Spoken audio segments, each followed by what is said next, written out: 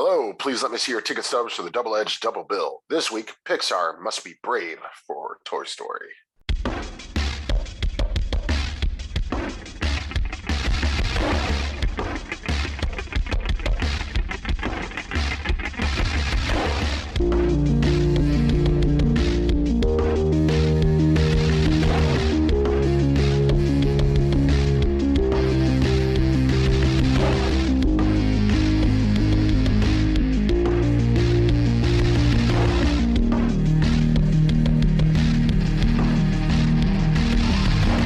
Each week, Adam Thomas and Thomas Mariani will come to the table and discuss the randomly selected yin and yang of a double feature. Then, both will have to pick a number between 1 and 10 in order to seal their fates for the next episode. One will have 2 good movies, the other 2 bad ones.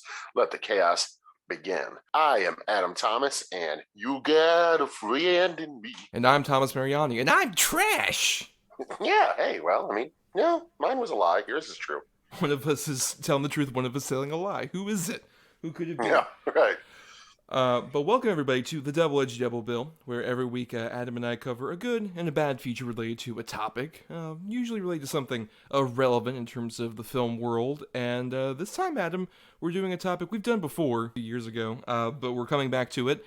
We're doing Pixar in honor of Lightyear, and very heavy quotation marks around honor with Lightyear. Yeah, I think that's the movie that I never ever wanted.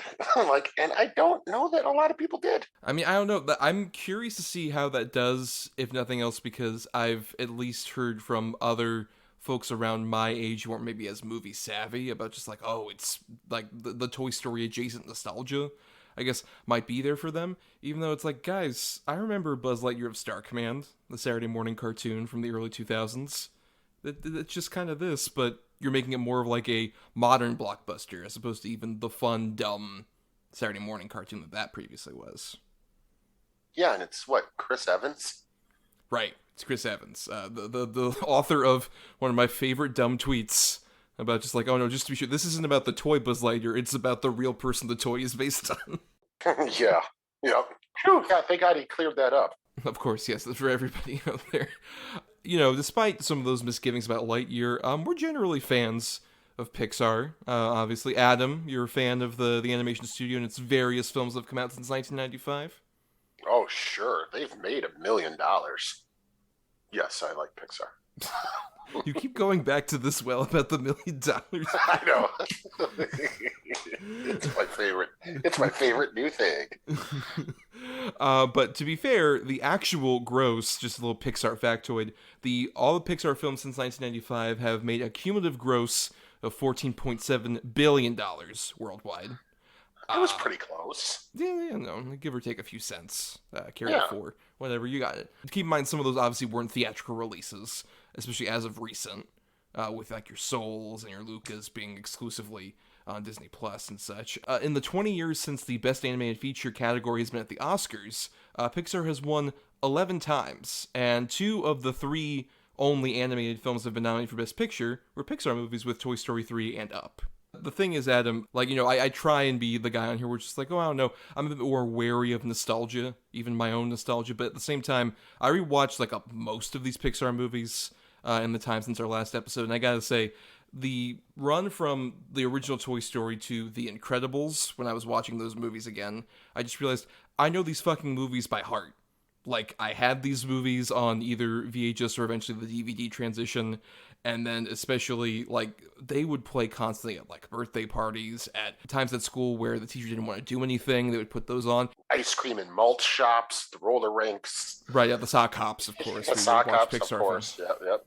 The drive-in burger joint. Yeah, of course, man. As Woody says in Toy Story 3 when he's thinking of big college activities, I'll see you at the sock hop.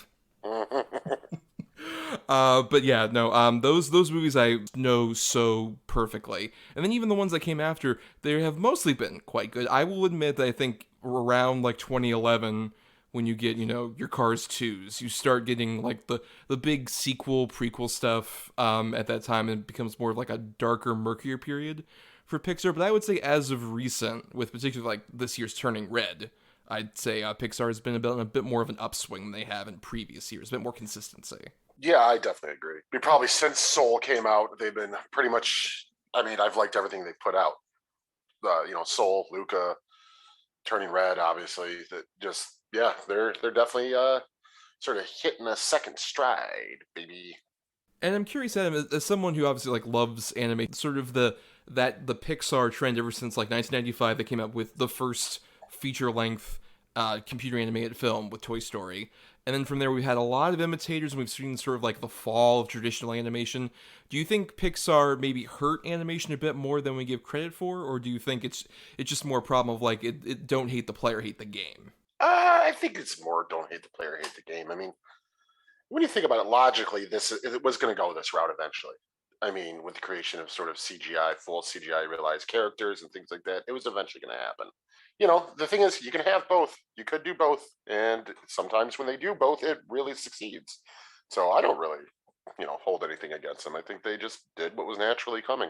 Yeah, and then even then, like at the time when Pixar was starting up, like the interesting fact is just that Pixar started originally as just like a software company, basically that George Lucas spun out of like his various technological ideas, and then he sold it off to Steve Jobs, who then started getting the ball rolling with, some of the bigger like opening people at Pixar, like Andrew Stanton, Pete Docter, a couple people that are still there, and John Lasseter.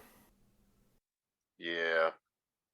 What I really love is the fact that like Pixar has sort of taken more the idea with animation that like Brad Bird, who made The Incredibles, obviously has said this many times, that like animation is not a genre, animation is a medium, and you can make whatever out of that. And even though most of the Pixar movies have stuck to being, very family friendly, they at least at the same time have shown the different range that you can do with like even the computer technology, where from the original Toy Story, they made like this adventure movie, and then all the other ones have had, mixes of comedy, but you get like, these bigger fantasy stories or these superhero stories and anything else. I think they've shown at least that you can be diverse and tell genuinely great stories with this medium that aren't just mainly appealing to kids. It's a thing that can appeal to everybody. I mean, yeah, I agree, but the thing is, it's not like that hasn't been like that for kind of ever at this point with animated movies. I mean, all the original Disney classics and everything. I mean, I agree with him that it's not a genre, it's a medium. But I think, I mean, honestly, for the most part, unless we're talking about like Japanese animation or, there are some adult animated, but for the most part, when you think of animated movies, don't you think of family-friendly movies? I think Western-wise, yeah, that tends to be the case. But even then, Pixar was like very adamant about like changing what animation was to the point where like when Tom Hanks got hired for Toy Story, he's like, I don't know why you want me to do an animated movie. I can't sing. Things were so specific, like the Disney musical aesthetic, that Pixar even changed it to that degree, where it's like, oh, it doesn't have to be like a thing with at least 5 songs in it that are sung by the characters. Of course, they were sung by Randy Newman on his own, talking about the events that are going on in the film. But yeah, even that, I would argue, was a pretty substantial change in the 90s compared to like most Western animation, because I don't think you have as many films like a Pixar film prior to like that mid-90s era when they started coming up. Yeah, I mean, yeah, I guess I gotta fucking agree. Yeah, reluctant agreement, my favorite kind. Fucking hate this shit.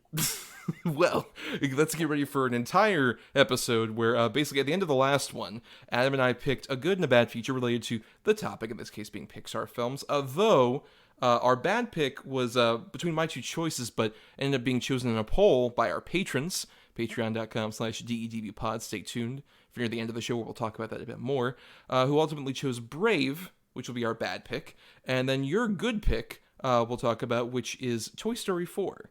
But let's go ahead and get into our first feature, Brave. I saw something that day, something I'll not forget. It stands 12 feet tall, his face scarred with one dead eye. I drew my sword and... Chomp! Dad's leg was clean off! Oh, that's my favourite part. In accordance with our laws, the firstborn of each of the great leaders must prove their worth. I want my freedom! But are you willing to pay the price your freedom will cost? Careful what you wish for, my mother would say. What's the worst that could happen?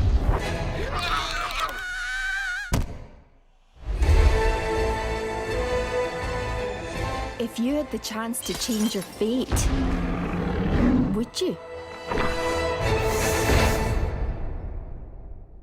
So Brave came out June 22nd, 2012, from directors Brenda Chapman and Mark Andrews, which is kind of a big crucial element of this story.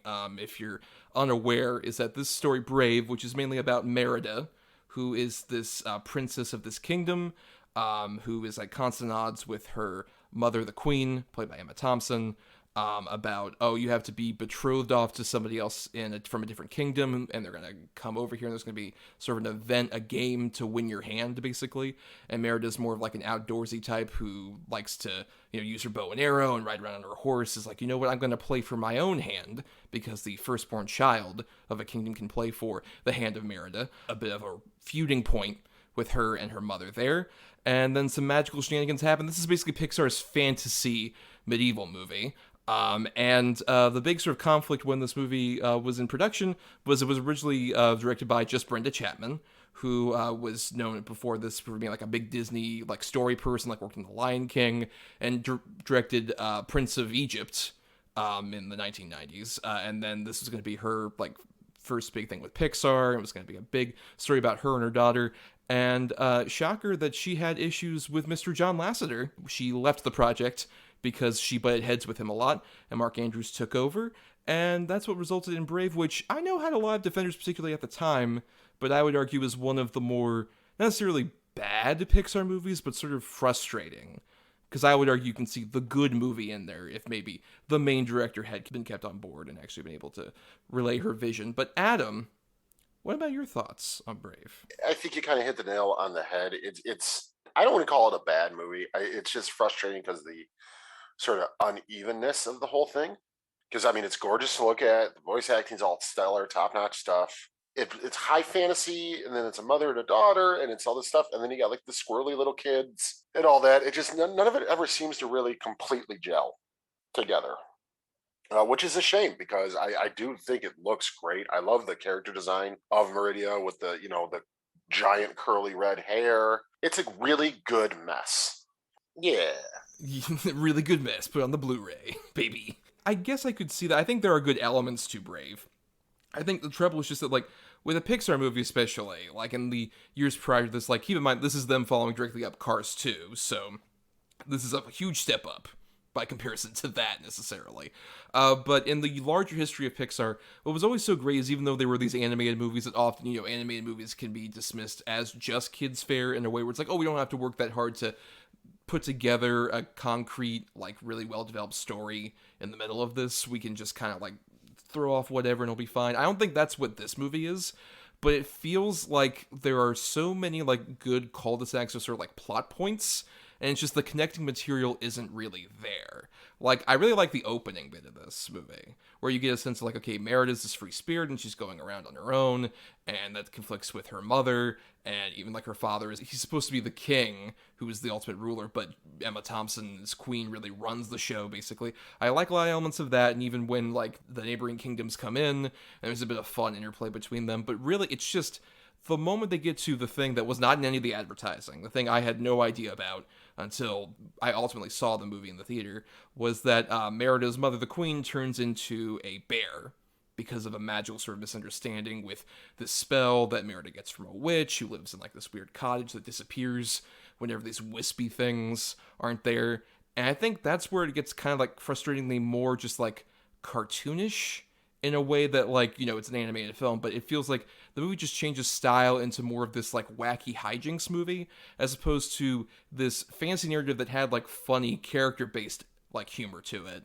But then it becomes like, oh, mom's a bear, and she can't move around, because she's way bigger than she usually is.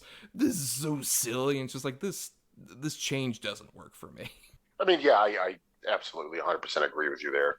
It just becomes, like you said, sort of stereotypical, go for the cheap joke animation. Like, oh, she fell down the stairs, but she still got her crown on.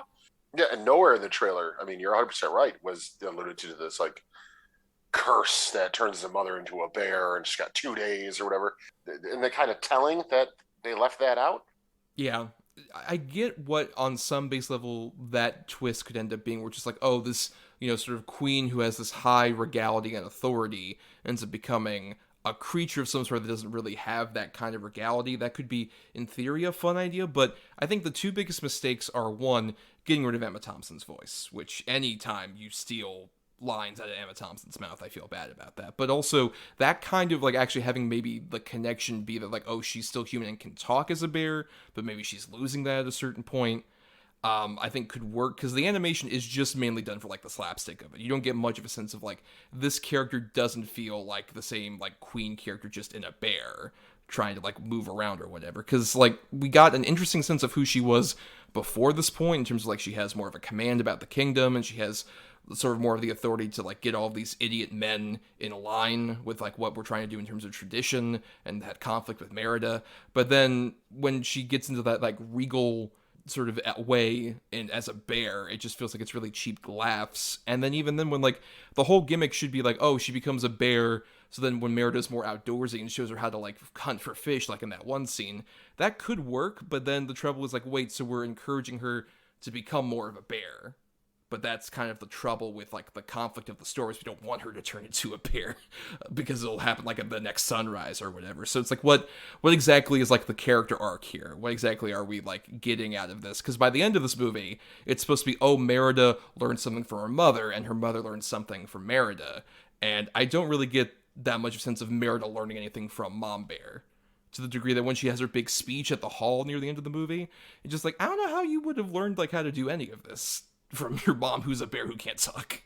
And then at the end, the ultimate, did repairing the tapestry bring her back when the sun hit it? Did her saying, I'm sorry, I love you? Was that what did it?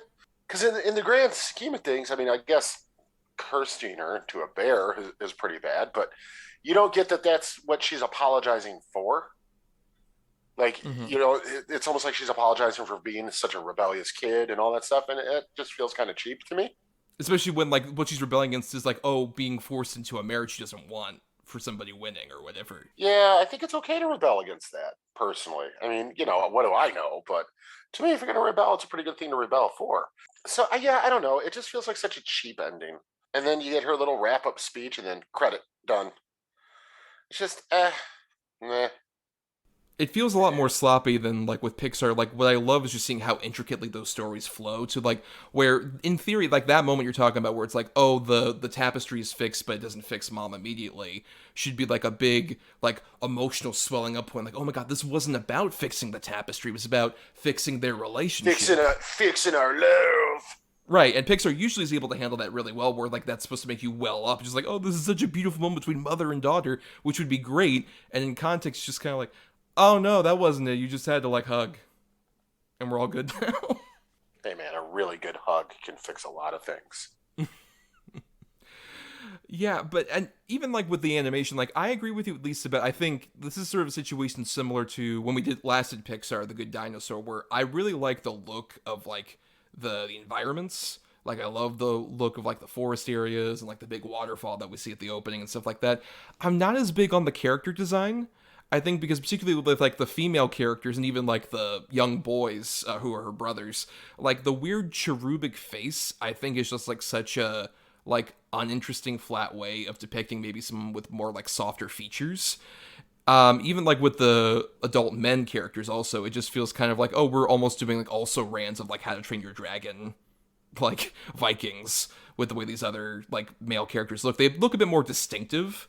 I'll give them credit, like, the various different clan leaders look very different, but at the same time, I just don't feel like, especially with, like, Pixar and human design, can be so dodgy, ever since, obviously, the original Toy Story, where you have, like, Andy looking like a soulless doll of a person, to here, obviously, it's a big improvement, but at the same time, this feels like a lot less interesting than, say, like, The Incredibles human designs. Like, all of those people look so distinct in The Incredibles, versus, like, this kind of stylized version. It just feels like there's kind of two templates, really, for these different character designs. I mean, I guess I can't disagree with you. Sort of the male figures, especially the different leaders, yeah, they all look really comical and silly and sort of right in the realm of whimsical animation.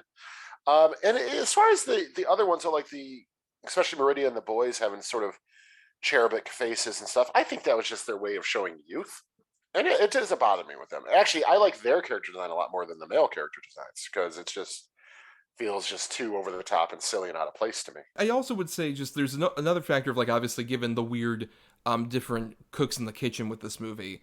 You have like the Mark Andrews taking over, but also another person who's like credited as a writer on this, who also would become like a big Pixar person in like the sort of decade plus since this movie, is a Steve Purcell, who is a guy who is like an animator, but most famous for creating Sam and Max, like the video game / TV show with like the rabbit and the dog solving crimes. I don't know if you're aware of Sam and Max. Oh, absolutely, I am. Right. And I think you can see some of his like sort of more clever back and forth with some of the things, like particularly with the witch character. Who, if anything, I really like the scene in The Witch's Coven. Like her character design, I think is probably my favorite of any of the different characters, and like snappy like back and forth of the animation and how it's like a lot of like cutting back and forth, and even Steve Purcell voices her crow, who starts talking. Like that stuff's kind of fun. And the moment she kind of disappears, we get, I think, most of the comedic relief afterward. It's just a lot of like, awkward misunderstanding, and like the little boys as bears and shit like that, chasing after that one woman who's like the maid of the castle and whatever. Like his sort of like cleverness, I think, would have been really much more instrumental if it was weaved throughout the movie, as opposed to just kind of being flat with most of the comedic relief. Even though I love Billy Connolly, but the Merida's father character just feels kind of flat, even in terms of like the comedic relief, or when he suddenly becomes a big plot point at the end with like the other bear. But the maid has big boobs. Oh, that's true. That's really heightened comedy. That's a good point. Right. Oh, right. and the men have to take their kilts off to climb down the tower, so you see all their butts. That's true. That, you know, the comedic genius. That's a very good point. Oh, and you're saying it's not clever enough? You're out of your mind.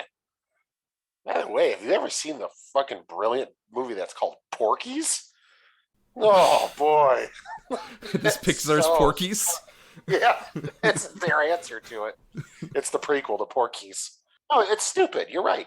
All the good, funny sort of bits, like even the simple ones with where the one guy you can't even understand him, and then the sort of really dorky kid standing behind the big muscled guy, and they're all it's nothing you haven't seen before, but at least it's got a sense of fun to it. Oh, she's falling down the stairs. Oh my God, she's turning into a bear. Nope, she's back. Oh, she's a bear again. Nope, she's back. It almost feels like two different movies, probably right after The Witch's House, because I agree that's a real fun bit. You find yourself not really giving a shit. And I think that's ultimately the major problem with a movie like this, where, it's Pixar. It's supposed to be about this mother-daughter healing their relationship and coming to find common ground and appreciate each other for their many faults, as well as their quirks. And ultimately it's just, you don't really care. Yeah, the most I really care is during the whole bit where Merida reveals herself. She's like, I'll be playing for my own hand, and with like doing the Robin Hood thing basically with the arrows and stuff. That stuff is like the best animation, has some of the best like comedic reaction shots from people, has a really good performance from Kelly MacDonald, which I think, if nothing else, the most consistent thing here is the voice acting. With I love an Emma Thompson, I love a Billy Connolly, but Kelly MacDonald I think is the perfect choice for this role, especially considering they originally hired Reese Witherspoon, and she quit because she even said like, look, I can't do a Scottish accent. I can't fucking do this. This isn't going to work for me. Which, credit, like Adam, I'm sure you really appreciate someone giving up a role because they can't do an accent. That's usually a pet peeve of yours. Yeah, thank God. We are all the luckier then. Why hire somebody who's not Scottish? Like, especially when you have like a Kelly MacDonald, who is a very good actress, so you could just hire anyway, who makes way more sense. Could have got Gerard Butler. I'll be shooting for my own hand. He was too busy with those How to Train Your Dragon movies. He couldn't cross over. That's what it is. You're right. That's the only reason that didn't happen. But yeah, I think it's also troubling because like a lot of the sort of press behind this when Mark Andrews took over and the movie was coming out was a lot of just like, look, we want to make this as neutral as sort of possible, with like, we don't want to really present gender into this dynamic. And that feels like so weirdly frustrating when you watch the movie, and that is very clearly set up with that opening bit. So much of like inherent like gender politics are put into that element, with how much, like I said, the queen is like sort of taking over, and Merida has more of like a traditionally masculine interest. And that kind of setup would make, I think, in theory, a great sort of Pixar twist on the sort of Disney princess movie. That was kind of like the appeal of this movie coming out. And then ultimately, right after that sort of interesting setup happens, like even like the sort of mother-daughter dynamic doesn't feel as engaged, because like they have to have the weird magical elements. And like we mentioned vaguely, like this other bear, that is such a weak-ass villain thing, which is like, oh, by the way, there's this old bear that you saw at the opening, and then you found out his backstory. This backstory about this like prince, turns out it's like actually this bear or whatever. The fact that it is so ingrained still in like, oh no, this story about like some past prince's problem that's put onto like a queen character, it feels like, once again, like there's could be an interesting sort of gender dynamic play that's going on here, but it feels just more like really lazy sort of connecting the plots. We're just like, no, we're going to remove any of that interesting mother-daughter stuff. It's all about, can she not be a bear? It doesn't matter if she's a man or a woman. Can't this thing not be a bear? It just feels like that's part of like the weird jumbled mess this movie ultimately feels like. Again, and I already said it, but it's kind of my whole problem with the thing. Ultimately, it just feels like it goes the stereotypical cliche route. I find myself completely disconnected with the story and the characters. Right after she eats the cake and turns, then I check out. And I really don't get back into it. I mean, there's some cool stuff in it. I love the design of the Mordu bear and all that stuff. Like, it looks pretty cool, pretty fearsome and terrifying. It's just, yeah. Especially when, like, this is one of the Pixar movies that won Best Animated Feature, and the lineup here is mostly so much more stacked against Brave. Like, the other nominees were Frankenweenie, Pirates Band of Misfits, the Aardman movie, Paranorman, and Wreck-It Ralph. Those last two in particular, much better films. Oh, 1,000%. Either one of those deserved it well over Brave. Right, but the point being that as it was one of the weaker competitors, and it kind of fed into that weird thing of like, oh, Disney and mainly Pixar has to mostly win these things, even though they haven't won every time they were nominated.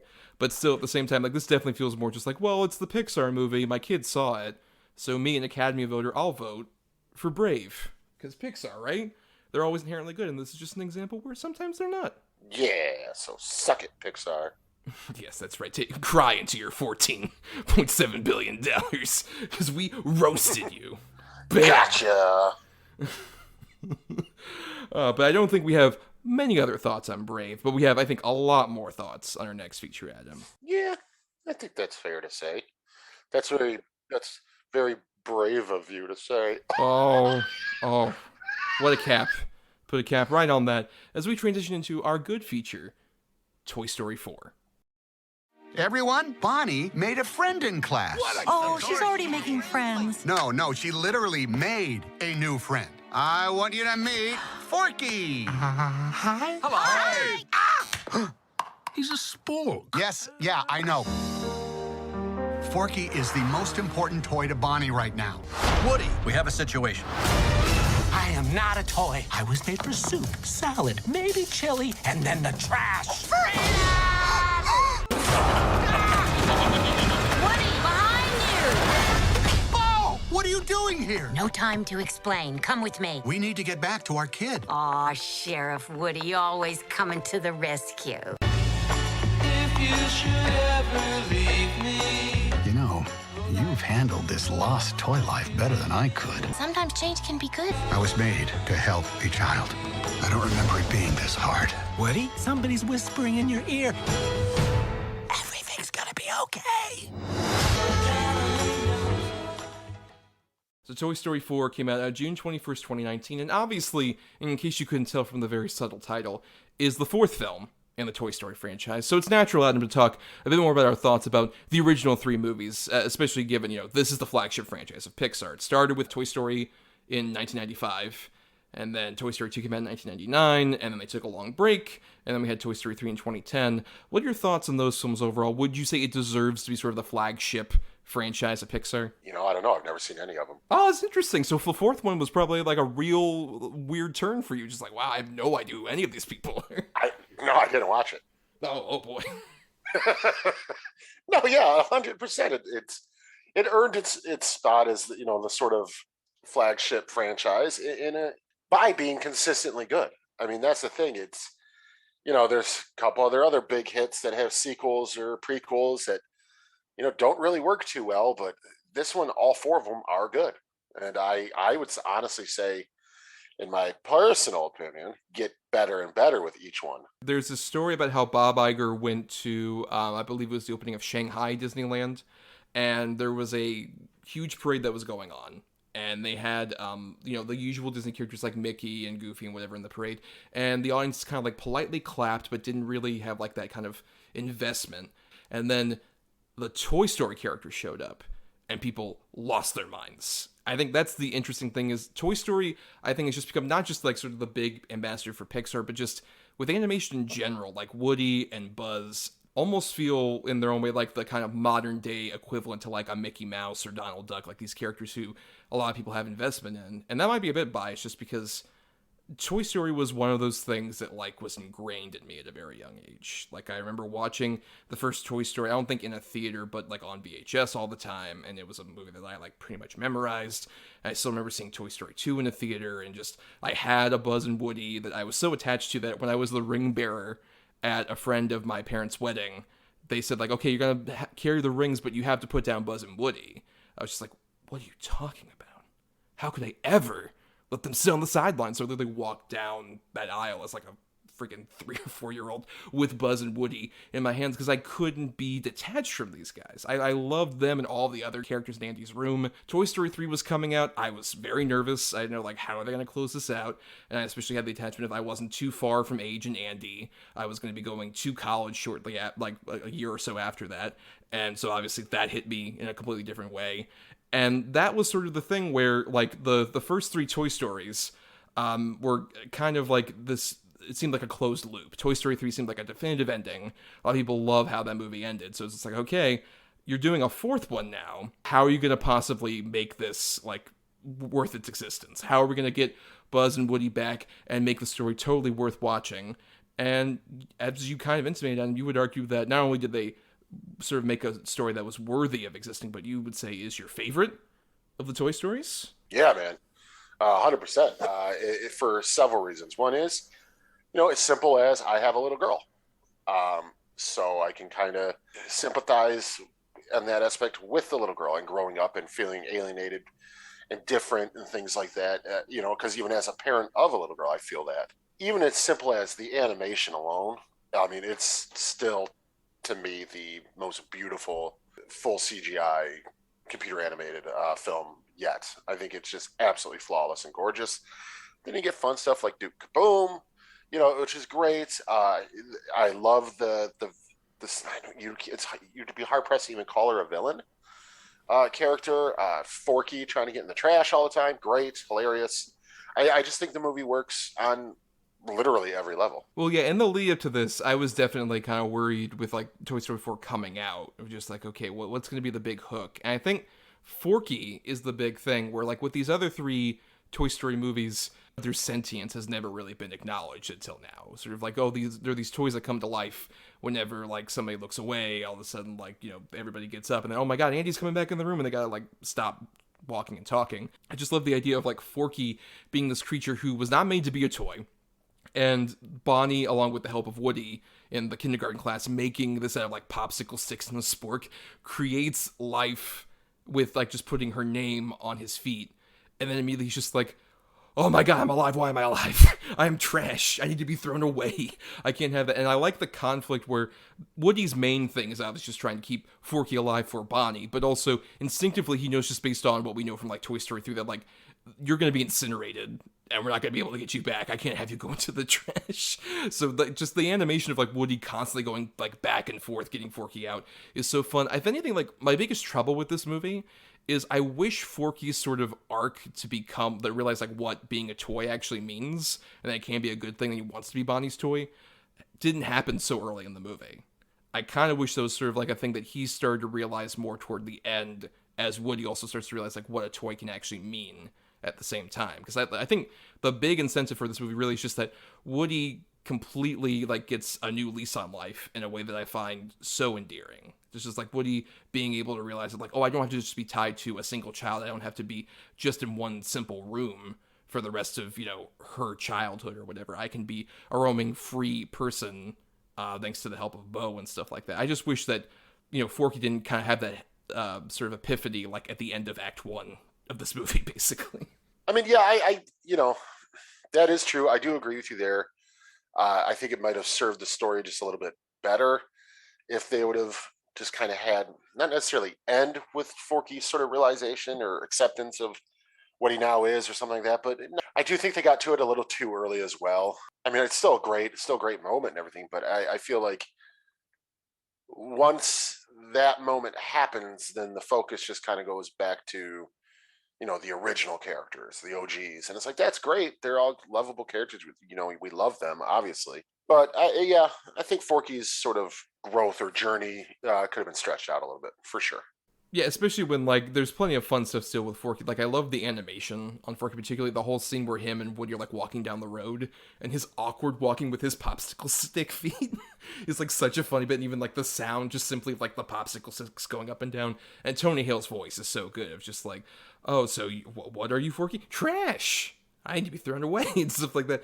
It's so fun. Or even him realizing things like later on with the whole, like, oh, you need to go over to the merry-go-round. What's a merry-go-round? It's like the thing with the horses and the lights. Oh, a carousel. Yes, a carousel. Just he has these weird untapped bits of knowledge that you wouldn't expect out of him. He's a really fun, really different character for like all the various. I would say that this movie overall, with Forky and some of the other people, like you even mentioned Duke Kaboom or Ducky and Bunny, I would argue since Toy Story 2, this one has had the most interesting new characters in terms of the toys and stuff. Oh yeah, definitely, for sure. I mean, part 3, I mean, yeah, they were fine, but like Lotso and all that, like, okay, yeah, but no, this one, yeah, Forky's amazing. And I just like, I love when he first comes out of the backpack even, and they're like, oh my God, why are his arms so long? Like, and he's just immediately trying to throw himself away. Like, it's so fucking funny, and you kind of feel bad for this weird spork with popsicle feet. Like, it's insane what they get out of that. I mean, like you said, he's a piece of trash, and yet you end up falling in love with it, and sort of everybody else in the movie does too, along with the viewer. I don't know, man. There's something about this, the way this movie even ends, with Woody and stuff.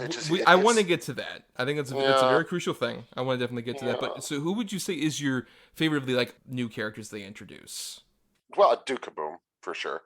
I just think it's such a fun character. I mean, obviously it's a play on the old Evel Knievel stunt cycle toy and all that, but he's so fucking fun. And I love that it's just Keanu Reeves being Keanu Reeves. He doesn't even try to disguise that it's him. Like, it just works perfectly. Particularly the way he says, Rijon, referencing his boy who abandoned him after, it's not my fault, the commercial lied, it's just a commercial. And the way that he's posing, which I found out was apparently a thing that he came to after, like, he looked at the character model before the first voiceover session. He's just like, he should do like poses, and he would do a lot of like the posing while he was voice acting in the booth, and so they just went with it, and that's so funny, especially like when he's just doing like a bunch of who on the motorcycle and just going all over the place. It's so fun. The way that they just handle like even the toy physics in these movies has always been so great, with like him or even like Ducky and Bunny, voiced by Keegan Michael Key and Jordan Peele, who are so like fun vocally, but like the contrast where Duke Kaboom is like has the limited articulation versus you can tell that like with Ducky and Bunny they have clear like carnival toy stitching and stuff like that, which is like they look like cheap toys. Like all the toys have very distinctive looks and feels to them that makes it like so fun. Even with like Bo Peep, who we haven't talked about, where like despite the fact that she is like sort of the adventurer of the group that pops into here, she still feels porcelain. She still has a femininity to her that doesn't like extract just because it's like, I'm a tough as nails gal. It's just like, no, she's a human, well, she's a toy who has like these emotions and feelings, so she's a full rounded character. Yeah, absolutely. No, that's always been one of the biggest plus sides of these movies in the animation style, is that every toy feels exact, like even the way in the third one Ken moves, and the way Barbie always moved, and then Buzz has all these articulations, so he's able to do all these flips and stuff. But then you see like Woody running, his arms are just flopping all over the place, and the amount of detail that goes in, obviously, into all of these movies. But I just have always really appreciated even those simple things where, like you said, even with Ducky and Bunny, they're clearly stuffed with that just bullshit, hard, like cottony fabric. It's not even real cotton. It's just super synthetic, rough, hard stuff. You feel like if you just pulled on the duck's wing just a little bit, that it would just rip right off. It just works perfect, and they are great additions too. And Hendrix does a really good job too as Gabby. Great job. And like I said, they paint her as the villain in a way, but ultimately they give her a redemption story too, because her backstory is super sad, and you end up feeling bad for her as a character and things like that. I mean, that's why this movie works on to me on so many levels. There's really no definitive villain. It's just kind of all these weird ragtag group of toys kind of coming together and figuring out what it means to be what they are in all different ways too. They all sort of come to a different conclusion, but it works specific for them. I don't want to call it a coming of age tale. I guess it kind of is, but sort of just like a self-referential tale. And I just think it's handled expertly, especially under the guise of it being Toy Story 4. Well, I wouldn't say necessarily it's as much coming of age, because what I like about almost like with like the Toy Story movies, you have like the first one feels kind of like getting adjusted to having a younger sibling with like the Woody Buzz dynamic. Then with the second movie, it's a lot more about like, oh, hey, I'm like a parent basically to Andy, but like I realize that like even though I'm in the middle of his childhood, he'll eventually leave and go off and I won't be there for him. And then obviously the third movie is a lot more about that, where it's like your kid leaves the nest or whatever. And then by the fourth one, it's sort of about, well, Woody tries to still have that parental role with like a Bonnie, but he realizes like he doesn't have that place anymore in Bonnie's like play environment. Basically, he's just like not that person anymore, and he feels like, oh, if I am in this play environment, I have to be that. So if he can't be that, then like what am I necessarily? And then he comes to realize like, well, you don't even have to be like that kind of play toy. You can be like a Bo, where you're able to play with like, you know, kids in the sand and stuff like that, but you can go around and actually help other like sentient toys, not just like, you know, find a kid, but also like find a purpose, find anything. And that can be like a totally different path for you as a toy versus just being stuck to one particular kid. And I think that's the biggest reason this movie has to exist, is just the fact that it gives Woody more of like a complete arc, instead of just being like at the end of the third movie, everything's done just like, well, I'm with a new kid. But it's like, well, then the cycle keeps going. As opposed to like, well, I'm doing a very different life change for me that totally works. It feels almost just like, and he's like post-retirement. And he's just like, you know what, let's see what my life can be after I give up that job as a toy and throw away my sheriff's badge, literally, at the end of the movie. Yeah, and you can't tell me it doesn't hit you in the fucking feels every time. You know this is the last time you're going to see this character. And I guess I agree with you. It is sort of like, you know, the last ride of an old cowboy. And it's just, I'll tell you, man. I'll tell you. Waterworks. Like, it just... Right, because that was the big thing. I remember in sort of the promotion for this movie, Tom Hanks and Tim Allen were talking a lot about how, like, oh, we cried all the time, like when we were recording the final lines. We couldn't, like, look each other in the eyes. We were just, like, waterworks everywhere. And I was like, well, I wonder how much of that is, like, sort of them trying to piggyback on, like, the Toy Story 3 thing, which I will say, of the Toy Story movies, I agree that all of them are good. I would say Toy Story 3 is, like, the obvious lesser one of the four to me, if nothing else, because I think the ending, it earns a lot of like pathos, and there's a lot of like beauty to how like that movie ends with, particularly like Woody and the gang being sent off, or like the garbage scene. Like I think there's a lot of power in those moments, but at the same time, it doesn't feel like it feels like it's more a movie about like the sort of thing where Pixar has been so known for like, oh, we have to hit these big emotional things, you're gonna fucking cry. Like that movie is so much more of like sort of a miserable state of these toys, like, oh, we can't be around Andy and we're stuck in a box this whole time, we have nothing. And then this movie, I love the ending a bit more, honestly, because it doesn't have that sort of like extreme thing of like, oh, we're being handed off and we're like going off to a heaven, it's so beautiful or whatever. This feels more like a real situation, just like two friends, or like Woody, like with all the other toys, but especially with Buzz, like that connection just being severed, just like, well, we're going down different paths, and that's fine, and that's good, and like we can do that and still be friends, but we're not going to be in the same room all the time. And I love the element. It feels much more wistful and beautiful in a way that feels a bit more real to me, and earns the tears a bit more than a way of just like, these toys are gonna fucking die, you loved them as a kid, they're gonna fucking die right in front of you, JK, the claw. Everything's fine now. This feels a lot more definitive in a way where, like, I didn't want a Toy Story 4 at the end of Toy Story 3. I really don't want a Toy Story 5 after Toy Story 4. It's like, this is a miracle that you managed to make this work as well. Don't push your luck. Yeah, no, I completely agree. You know, like you said, this feels like just a natural sort of progression for the characters that, you know, it's realistic. There's a lot of pathos involved to it. There's a lot of, you know, earnesty to it. Instead of, man, you loved these characters, didn't you? Look at them accept their fate because they're gonna fucking burn.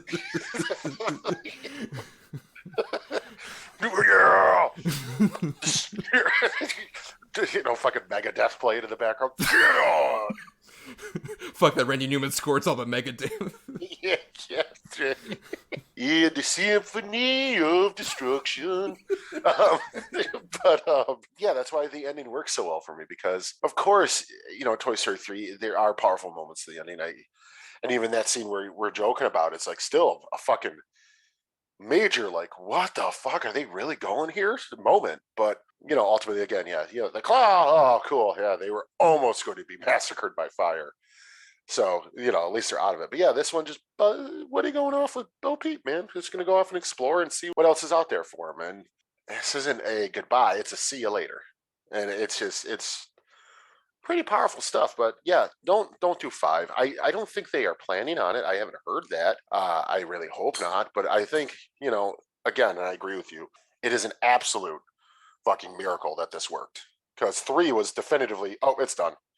Like, they're totally done. Now they're with Bonnie. They're basically, like you said, kind of in their personal type of heaven. Good for them. It's over. And then to find out they're doing 4, I'm sure you and most people are like, how the fuck?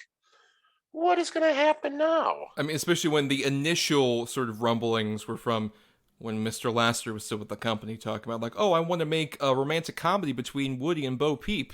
That kind of reminds me of My Love with My Wife. And it's like, Oh, boy. Yeah, by the way, we're going to replace John Lasseter's name with, and then also Mr. Black.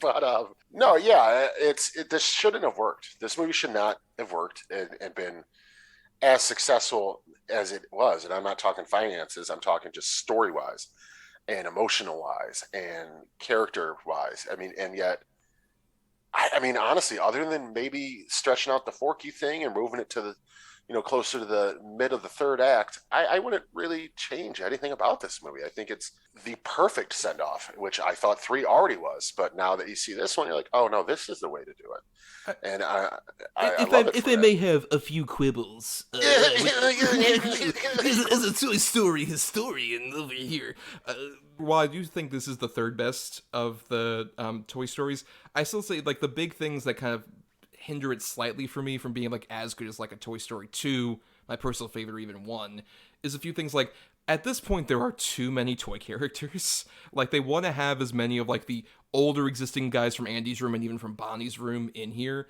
and these new characters as well. And you can tell, like, those sort of supporting characters suffer, but which I don't mind necessarily for, like, obviously, Mr. Potato Head you couldn't do much with, because Don Rickles had recently passed away before you could record anything. So you just have, like, archival things in here, which makes sense. But the biggest one for me is just, I hate how Toy Story 3 and 4 have no idea what to do with Jessie, who was my favorite of the characters that weren't introduced in the first movie at all. I love Joan Cusack as Jessie in Toy Story 2. I think it's such a great character. And in 3, and then especially even 4, she's just kind of, like, off the side, especially when, like, they introduce a great arc of, like, her sort of becoming the new sheriff of the toys. The new Woody, basically, like, having her own sort of, like, stake as, like, the leader of the playtime, basically. And they don't really do a lot with it until the very end when Woody's just like, here, you take the sheriff's badge. It's like, I wish there was a bit more there for, like, a Jessie. Or even, like, if you had to have some of these other characters, I wouldn't even mind if they pared down some of these people, because honestly, of, like, the Bonnie's toys, the only one I kind of give a shit about is Kristen Shaw as, like, the Triceratops, who is very funny, particularly, like, during the whole thing with Bonnie's dad. Which, shout out, we should mention, our buddy Jay Hernandez is the voice of Bonnie's dad. And this is probably his best performance in anything, because he's so exasperated every time everything just goes horribly wrong. I don't know, man. He was Carlito. That's true. Yeah, I mean, he did rise to power. Good point. He did rise to power. I also like Mr. Pickle Pants just because of Timothy Dalton.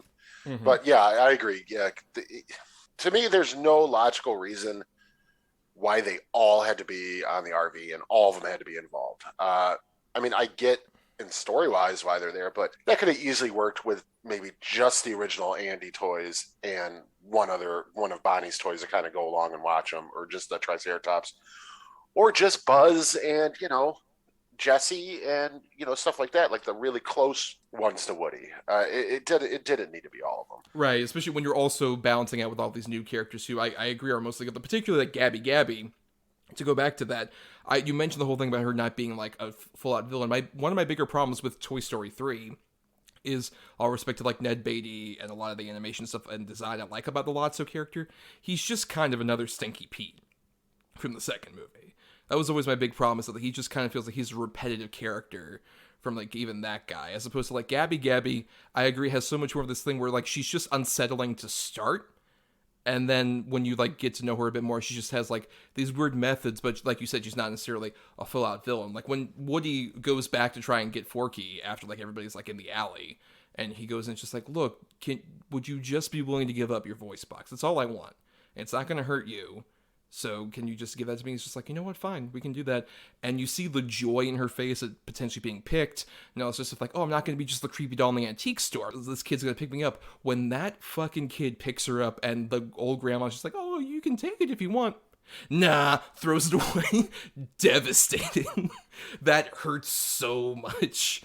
That you feel for Gabby that whole time, like as she's going off, like, oh, she can be a part of Bonnie's group. And then the whole sequence where she ends up getting picked up by the lost kid at the carnival, I think is beautiful. It's such a like really great example of small, intimate, character-based storytelling of just like, oh, this kid's lost, she needs some kind of comfort, Gabby can be that comfort, and that gets her to go off with a different kid. And Woody ends up getting that kind of satisfaction of like, I helped a toy out. I can still help out toys like in a larger scale. I found like more of a purpose. It's a beautiful like sort of tacit turn between like those two characters that really sells the ultimate ending of the movie. Can't agree with you more though. When that kid, you can take it. Nah. It's like, oh fuck. 100%. You're like, oh, that is so fucked up. I do agree. Lotso is basically just Stinky Pete. 100%.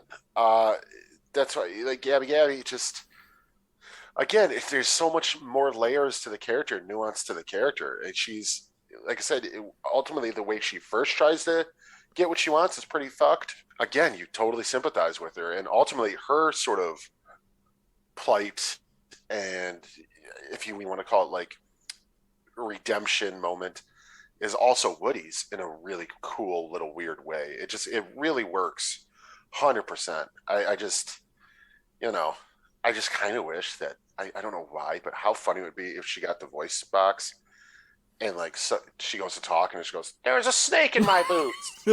Yeah. Oh no, we didn't switch the discs. Oh, son of a bitch. And then Woody pulls like his pull string, just like, I'm Gabby, and I love you. Mm-hmm. Then they have to like try to, give her surgery to fix it, and she passes away during it. Oh, it's a medical drama now. This is interesting. Yeah, 100%. Because they left an instrument inside. Anyways, no, I mean, we have to save all the horror for stuff like the ventriloquist dummies, which I also love. The way that those ventriloquist dummies move, and how like it's funny but also creepy at the same time. And even just like so much of the antique store, I love like that as a location for one of these Toy Story movies, where it's just like, oh, they're surrounded by dust and these like various different toys, like when they go into the pinball machine and it's a club with all the various different toys. It's such a funny, like clever gag. And even like the look of that fucking cat in the antique store, like you want to see like the full breadth of Pixar's animation history. Compare that cat to Sid's dog from the first Toy Story, and it's just like a massive evolution. Like that cat almost looked fucking real by comparison to the weird like polygon shapes of that fucking Sid dog. Whatever that thing was, I don't even know if that was a dog. But even compare the dog from Toy Story 2. Angie's dog to that cat. I mean, it's miles and miles better. Like, did they superimpose a real fucking cat into this movie? And if so, why? But it's fucking. I love the whole antique store and all that stuff. It's just what a great little bit. And particularly even like the lighting on like whether it's that cat, but with like the sun coming in, or particularly when Bo goes up and she has like all the lamps, and it's just like, this is my favorite part of the store.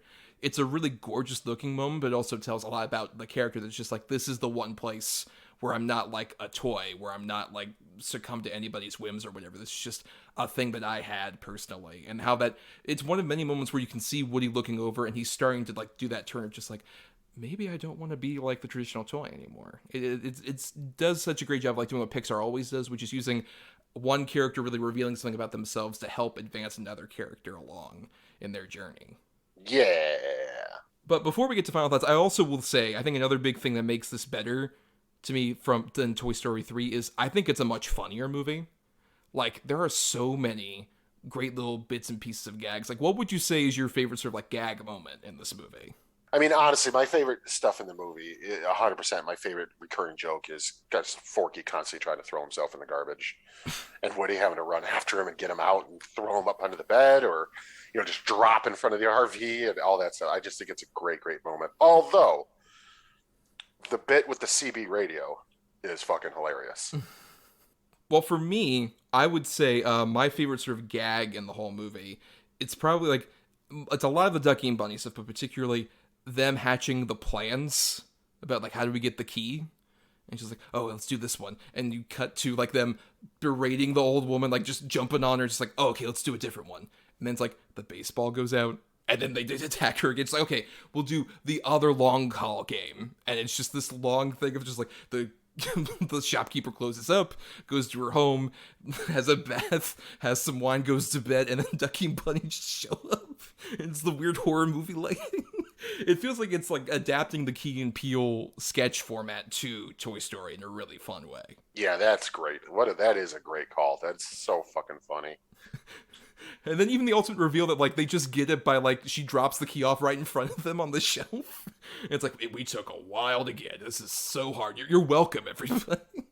But yeah, let's go ahead and go into our final thoughts then on Toy Story 4. Adam, your final thoughts on Toy Story 4, and is it not only your favorite Toy Story, but your favorite Pixar maybe overall? It's definitely my favorite of the Toy Stories. As far as my favorite Pixar, I don't know. I mean, that's a hard one. I would have said yes, probably, when I first saw it. But now that I've sort of seen some of the newer ones and gone back and watched some of the older ones, I'd say it sits firmly in probably my top 3, maybe even my top 5. But I don't know that it's my number 1. I really don't know. But I do. I mean, I love it. I think it is, like I said, the best of the franchise. It's so funny and it's got so much heart. It's so genuine and it fucking looks legit. Yeah, to me, like I said, it's a 5 out of 5 for me, 100%. Yeah, I wouldn't go quite as far as necessarily 5 out of 5, but I would say this is one like of the various like Pixar sequels. Like most of those have felt obviously so like unnecessary and why are we bothering with this and what's the real point? And this one I feel like got the worst sort of criticism of that just because of how much people love Toy Story 3. And while I do still like that movie quite a bit, I think like people have like underrated this one quite a lot more, even in like the last 2 or so years since it came out.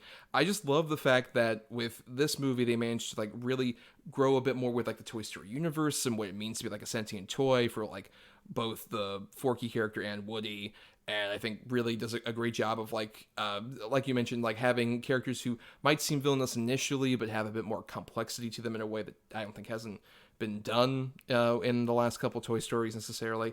And while I would still say like Toy Story 2 is close to like one of my favorite pictures, like it's like number 1 or 2 for me in terms of just like I think the way that one balances like the sentimental stuff and the comedy and the just like even with the lesser animation, just like some of the feats they're still able to do for like 1999 at that time. I think that one is like a perfect movie basically.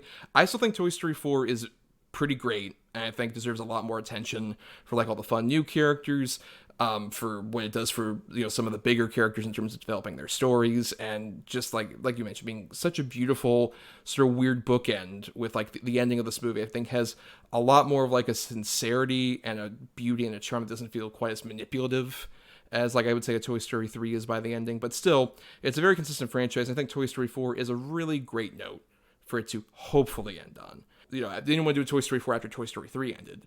All the press was just like, nope, we're finishing it here. It's all done. And it's like, well, I guess we'll do Toy Story 4 now. I really hope we don't get, in another decade, like Toy Story 5 in the wastelands, I guess. They meet up with Wall-E in like the fucking wastelands of Earth or whatever, still roaming everywhere. I don't want any of that. I think Toy Story 4 is a really solid send-off that they shouldn't kind of mess with at this point.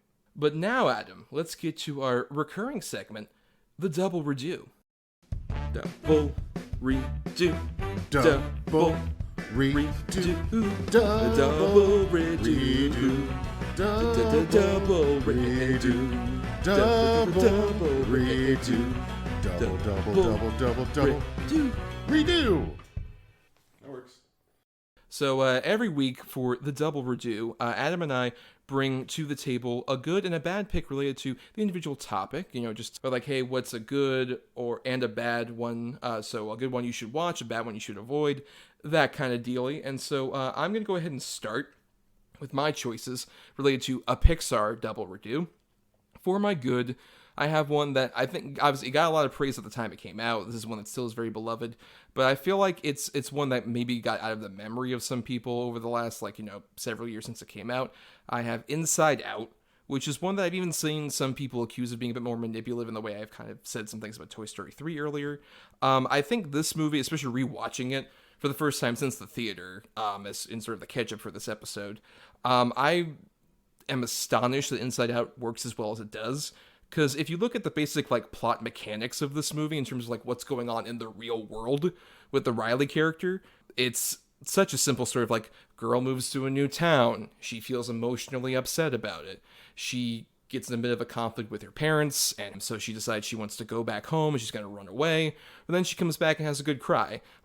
On paper, that is such a base, flat story. But then having the inner emotions have personifications and have such great designs and really great voice actors attached to them, Amy Poehler and Phyllis Smith, Bill Hader, Lewis Black, and Mindy Kaling are so fun as the main group of various emotions in her head, and just the creativity of going around what the various different personality islands or the different memories as orbs and stuff like that, and the ultimate message about what it means to feel mixed emotions even when you develop that as a kid.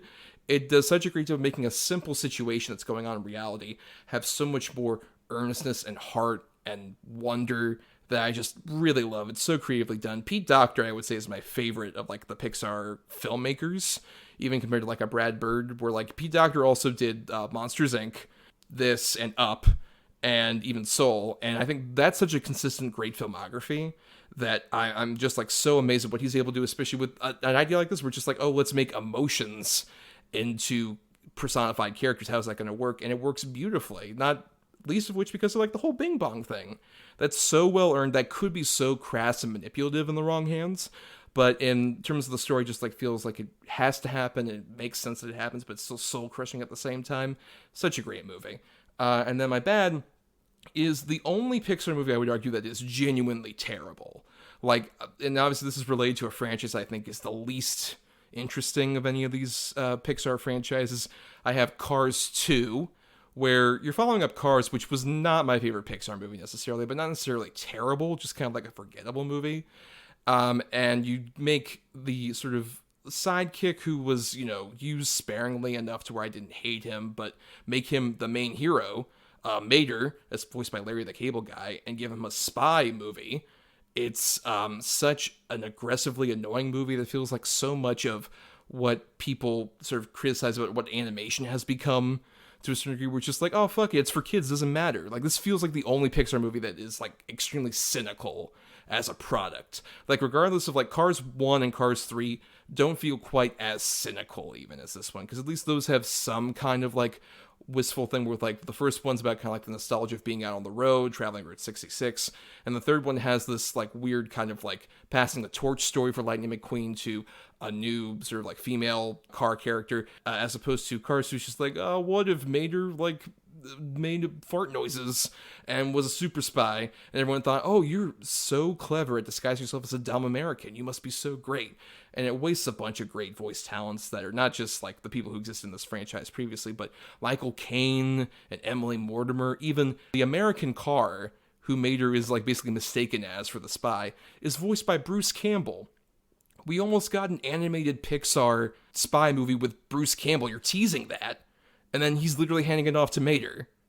That's such a spit in the face. It's just motor oil to the face is what freaking Cars 2 is like. Inside Out, I've only seen it once. I got to go back to it. I honestly don't really remember much of it.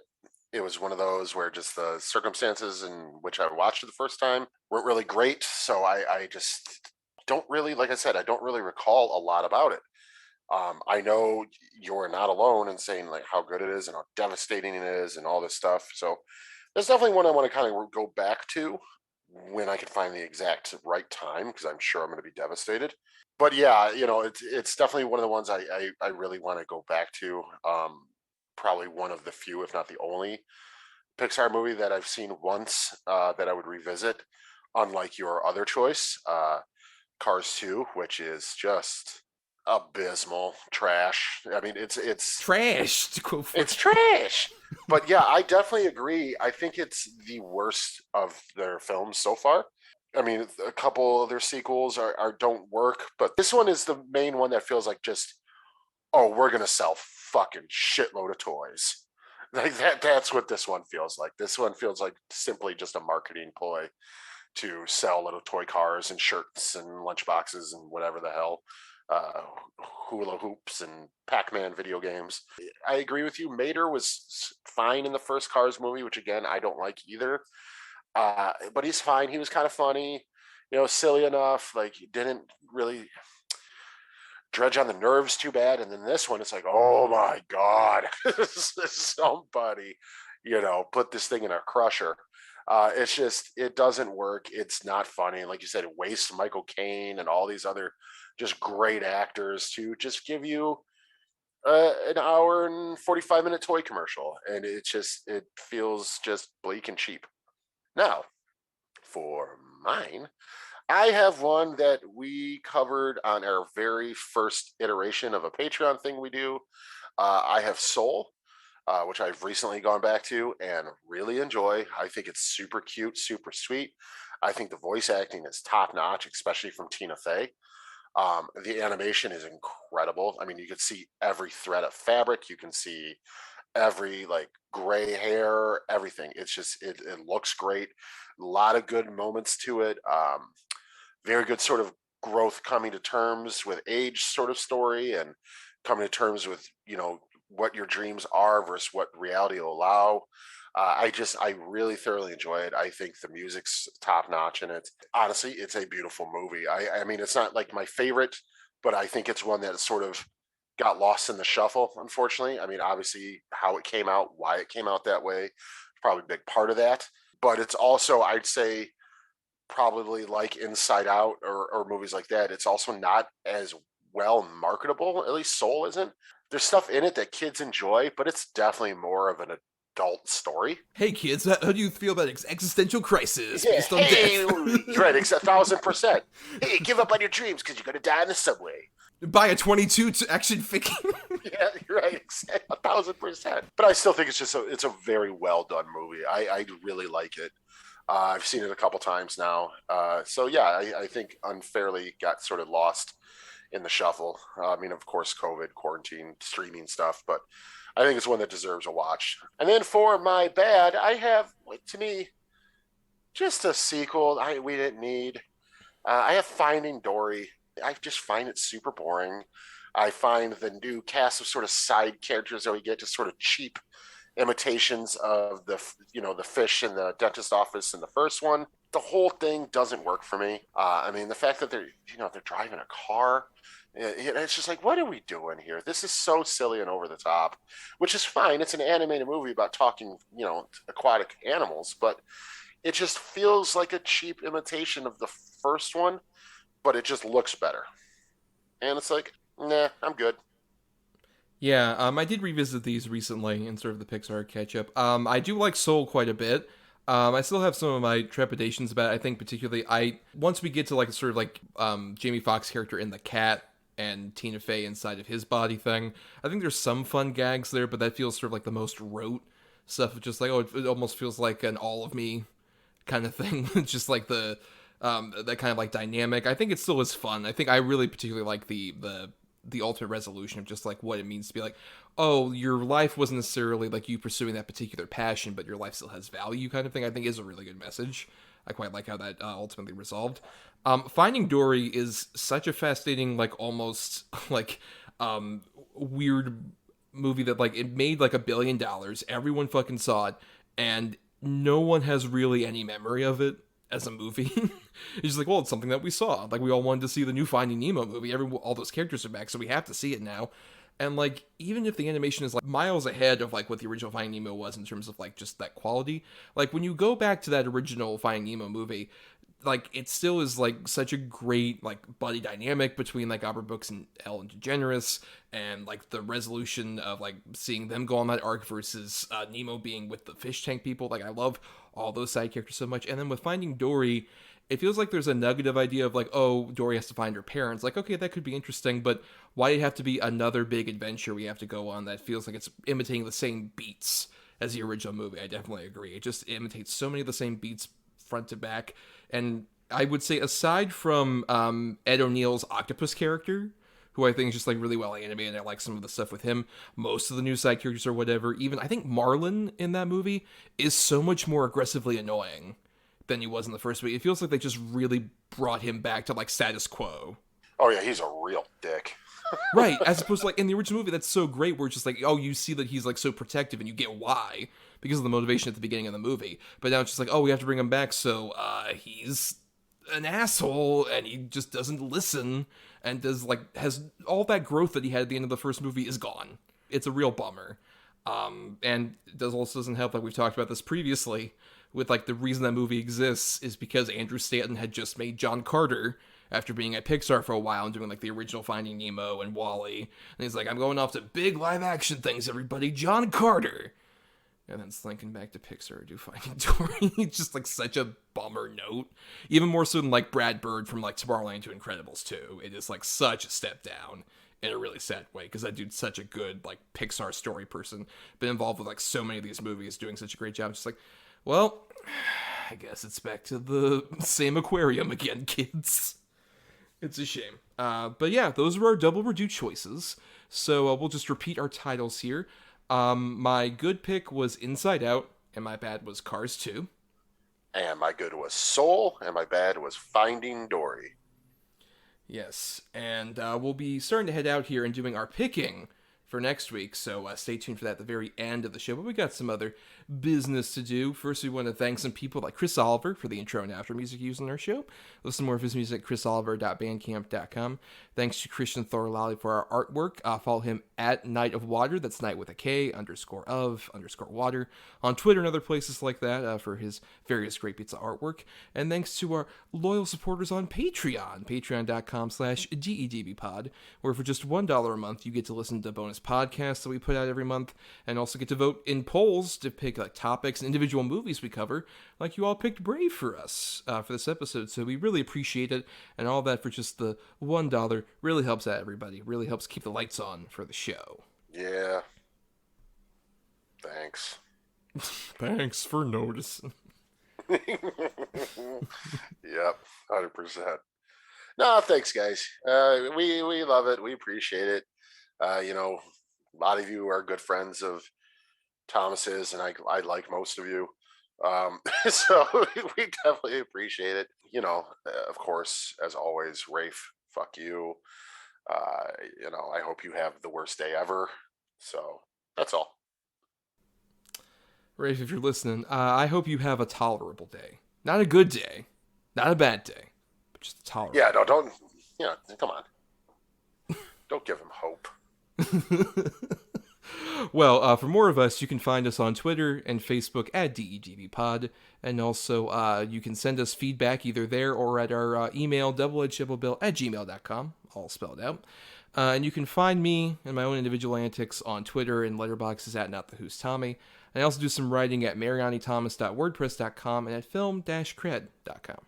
And you can find me on Instagram at Atom or Adam. That's ATOM_OR_ADAM. You can find me on Facebook under my actual name. Send me a friend request. Tell me you're from a fan of the show. I'll accept it. Find me on Letterboxd at Schwanson. That's SCHWANDTSON. And you can find me on Raid Shadow Legends as Lightsaber69. Oh, we're pulling out an old dusty one. Yeah, Raid Shadow Legends. Exclusive champions. Well, for more of us, please follow us on Apple Podcasts, Stitcher, and other podcasting platforms. If you're listening on Talk Film Society, why not listen to all the other great shows on the network? Or if you want to dig into our archives on our Podbean main feed, you can go over there and listen to 190 episodes from before we were even on the network. And shout out, by the way, we will be putting one of those episodes on the Talk Film Society main feed of the David Cronenberg episode, where we talked about Shivers and Dead Ringers. We're putting that out of the vault and putting it on there, and there's a little bonus, little cookie of an intro at the beginning that is new content for you to listen to. So if you've listened to that one before, go back and listen just for the intro. Download, please. Do it. I can't wait to listen to it. I haven't. He recorded and he doesn't remember a thing about it. Not a thing, baby. You know what I do remember? How uncomfortable I used to be in my everyday underwear. Till I found MeUndies. Now, did you know? We're not sponsored by MeUndies or Raid Shadow Legends, though, guys. Yeah, we'll take it. Hit us up. You got a problem with your boner? Get Hims. Once again, not, but we will accept money from Hims. 1,000%. But, you know, if you can't support us on the Patreon, it's cool. Money can be tight.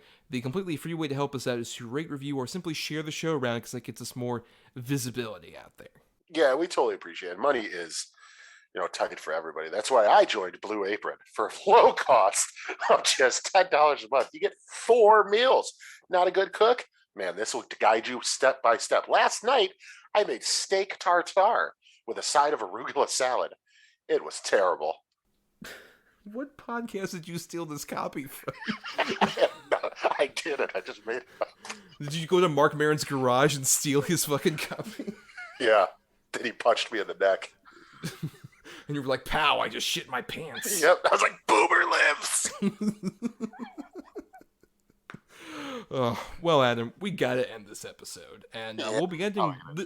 Yes, and we'll be ending it by doing our picking for next week's show. Basically, if you're new, every week, Adam and I each have either 2 good or 2 bad movies. We switch up on the quality every week for that.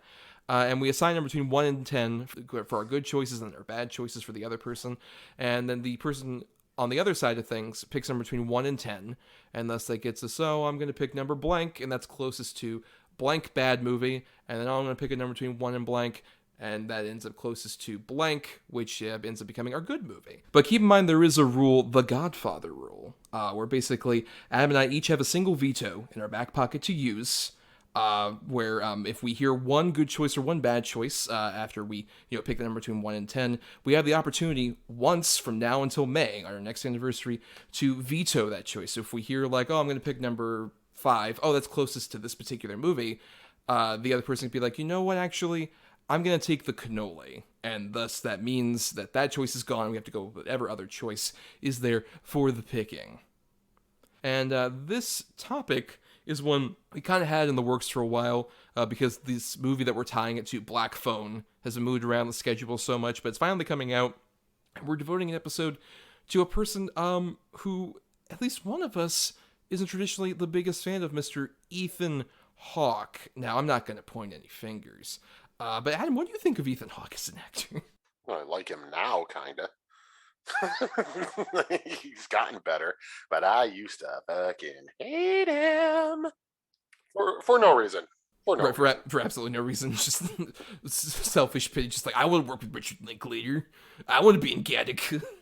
Yeah, he's all right, I guess. Now. Well, you'll get to talk about how all right you think he is as we talk about him next week. For our episode where I have the 2 good picks for this, because I'm more of a fan of Mr. Hawke. You have the bad. So for my 2 good choices, Adam, please pick a number between 1 and 10. I'll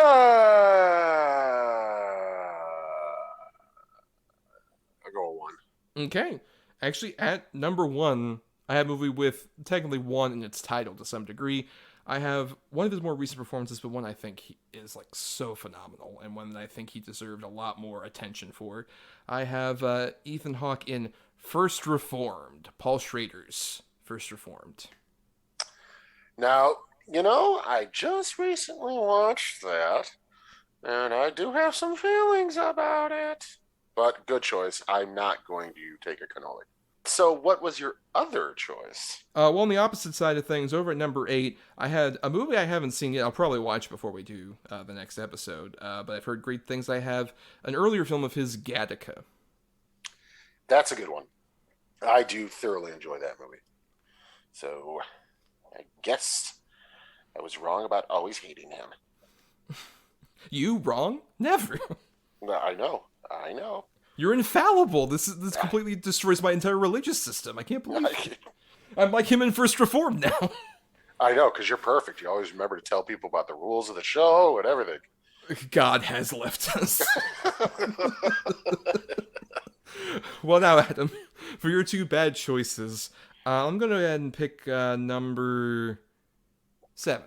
I have a movie that probably really just sort of confirmed my hatred for him. It is a terrible remake of a decent film.